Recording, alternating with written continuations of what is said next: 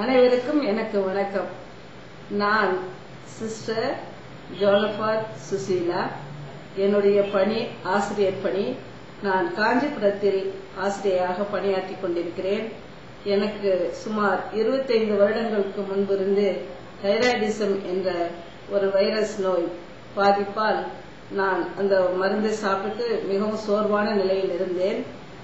எனக்கு சிலர் மாலதி ரமணி டாக்டர் அவர்களை சந்திக்குமாறு சொன்னார்கள். நான் அவர்களை சந்தித்த பொழுது அவர்கள் என் உடலை பார்த்துவிட்டு எனக்கு RL, GL, ஸ்பிரிலினா, காஃபி பவுடர் போன்ற பொருட்களை சாப்பிடும்படி சொன்னார்கள். இதை காலையில் 2 மாலை 2 காஃபியும் காலையில் மாலையில் படுக்க போகும் முன்பு சாப்பிடும்படி சொன்னார்கள். இவ்வாறு நான் கடைபிடித்து வந்ததால் எனக்கு நல்ல உடல் ஆரோக்கியமும், கிடினஸ் நீங்கி, சோர்வு நீங்கி,